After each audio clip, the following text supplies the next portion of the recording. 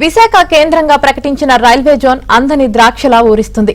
ఒడిశాలోని రాయగడ కేంద్రంగా కొత్త డివిజన్ ఏర్పాటుకు వేగంగా అడుగులు పడుతున్నాయి.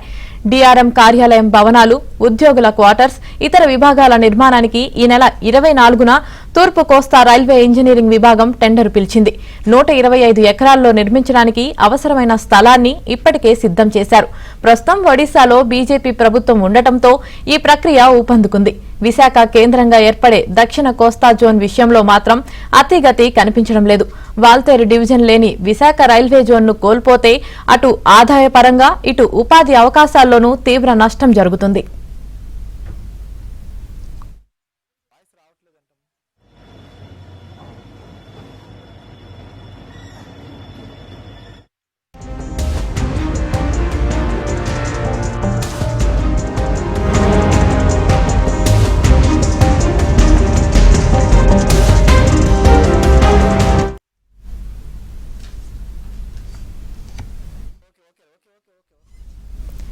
ఎన్నో ఏళ్లుగా సేవలందించిన వాల్తేరు రైల్వే డివిజన్ కనుమరుగు కానున్నట్లు కనిపిస్తుంది.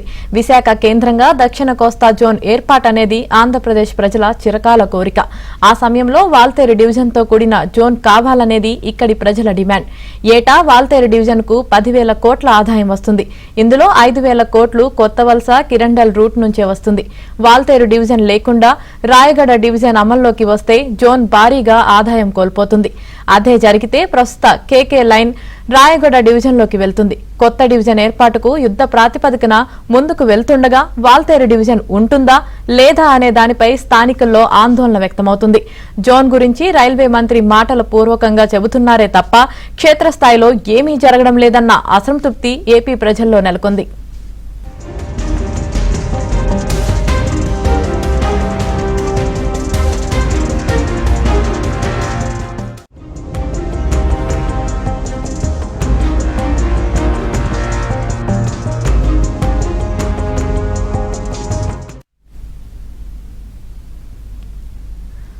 రాయగడ కేంద్రంగా కొత్త డివిజన్ను ఏర్పాటు చేయనుండటంతో అక్కడ భారీగా కొత్త ఉద్యోగాలను నియమించుకోనున్నారు.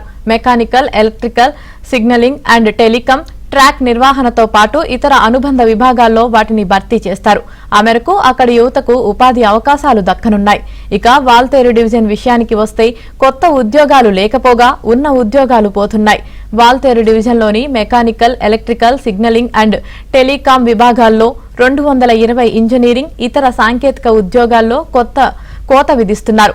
ఆ పోస్టులను సంబల్పూర్, కుర్దా డివిజన్ కు సర్దుబాటు చేసేలా కసరత్తు మొదలుపెట్టారు. దీనికి సంబంధించిన ప్రకటన ఇప్పటికే వెలువడింది.